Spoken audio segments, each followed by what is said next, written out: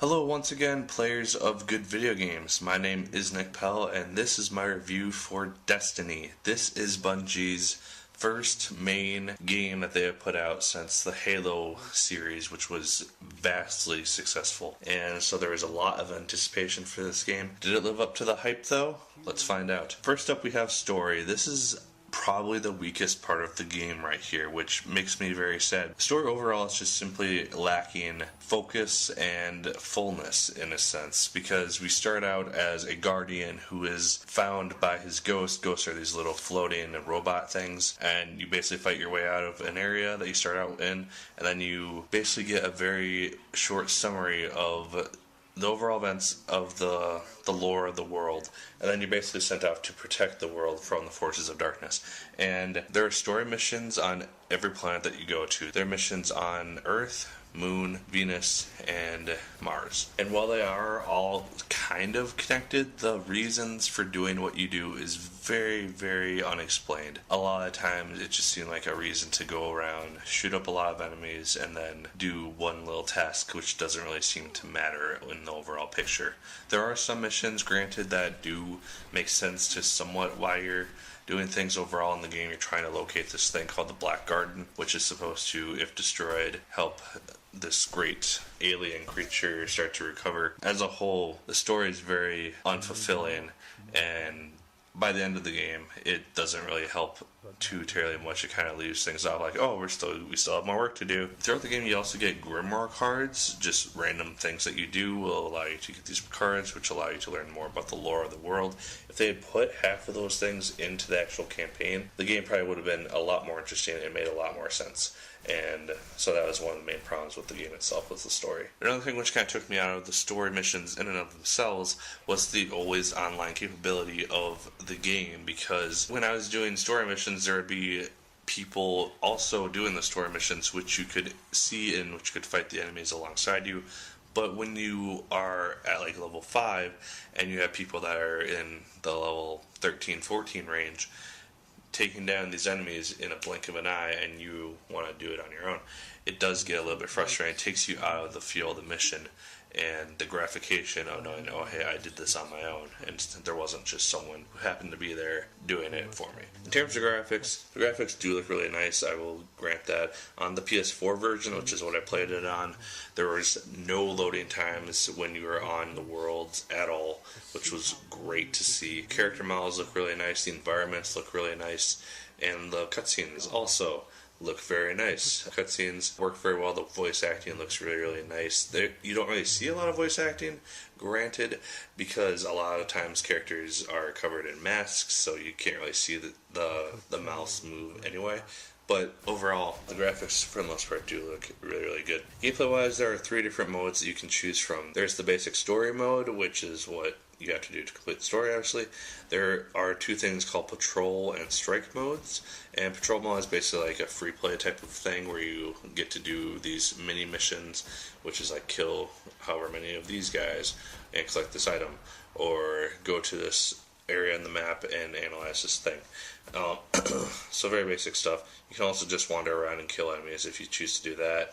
You can collect golden chests, you can collect dead ghosts, just a bunch of stuff that you can do on these worlds in patrol mode, which makes it somewhat fun to do. Strike modes are basically these really big missions where they throw a lot of enemies at you and throw you eventually against a very big boss that you would not find in the story mode. And so there's that. Those are very challenging if you want to do those with friends. There are also 3 different classes that you get to choose from at the beginning of the game, and all 3 of these different classes do different things, and so you get to choose which one best fits your playing ability.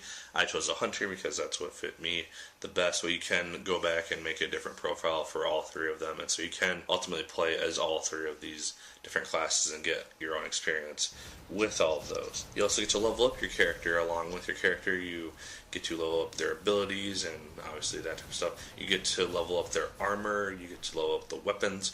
This is one thing which doesn't really matter as much because you're consistently upgrading the armor just to get better defense and better specs and all that stuff, along with the weapons as well. So leveling up that stuff doesn't really account for a lot unless you're planning to hold on to it for a very long amount of time. And then there's the always online requirement for Destiny. You have to always be connected to the internet all the time, or else you will be booted from the game, or you will not be connected to Destiny's servers. And I would have loved to see an offline mode where you can just run through the story without any character interference at all, just other people running through your game with you. Like I said before, it takes you kind of out of the whole experience of the story when that happens. In terms of enjoyment though, the game is fun to play with friends. There were multiple times where I did go around with some of my roommates or a friend from Florida or just random people and just do missions as a group, and it does make it a lot more fun, especially when the 3 people that you're with are all equally leveled more or less, because there's not one person just taking out everyone and then the other 2 basically sitting back and doing barely anything. So the game is fun when you have friends to play it with, but it does become repetitive after a point, especially after the story, when there's very little left to do unless you want to start completely over with a new character, or you just want to go around and continue to upgrade your current character. There are things to do after the story, such as the multiplayer. The multiplayer in this game does work, but it's kind of your basic FPS shooter type of thing. You get to carry over all your weapons and armor into the multiplayer map, and so you have that, you have your levels that you've gained, but the damage is dealt out equally. But when you have people that are at level 21, 22, something around those lines, and they just have the better weapons, it's slightly unfair in that regard, and so there's always that issue. I played a few matches of multiplayer. I didn't really enjoy it too terribly much. It was interesting once you finally got around to figuring out how to work it, but it wasn't anything that I was really going to go back and spend a lot of time doing. So as a whole, did I enjoy Destiny? I did. At first. When I started playing the game on Tuesday, I got really into it. I enjoyed it. I was hoping that the story was going to be more fleshed out eventually, and by the end of it really starts to get repetitive. The ending of the game is okay at the best, and the gameplay is fun when you have friends with you, but when you're going around on your own, it does start to get slightly repetitive and actually kind of boring after a while. So, do I recommend Destiny? I would probably say yeah, if you know what you're going into. It's a fun game. It'll probably take you about 15 hours to get through the story, just because you have to grind for a little bit to get your levels up to the requirement for the certain missions.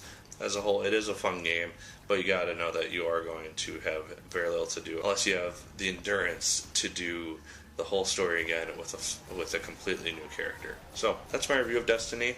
Leave your thoughts on it down in the comments down below. Did you like it more than I did? Did you hate it more than I did? Let me know.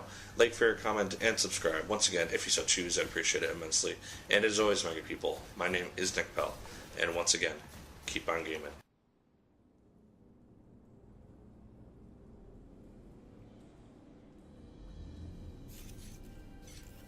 Well fought. You're here. We haven't got much time. Who are you? Why have you been watching us? I don't even have time to explain why I don't have time to explain. I will. I know. Will what? I wasn't talking to you, little light.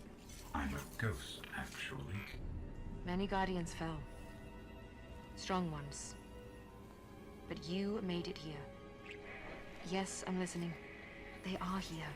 With me. Who's she talking to? Understood.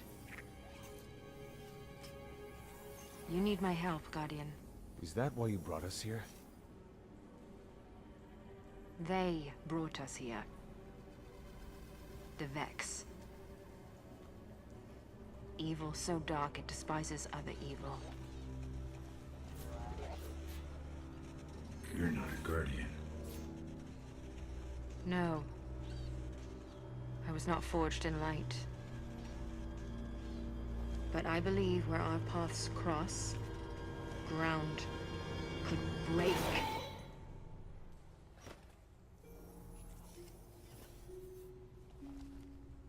Have you heard of the Black Garden? We've heard the legends. The greatest threat to us all lies there. Where these machines are born. Find the Black Garden. Rip out its heart Only then will your traveler begin to heal. Can you help us find it? My path's my own. I can't. If we're going to find the Black Garden, we need to see the Awoken. Ah, yes. The Awoken. Out there wavering between the light and the dark. A side should always be taken, little light. Even if it's the wrong side. Too late returning. How many? Hold position, kill the engines, and don't let them find you.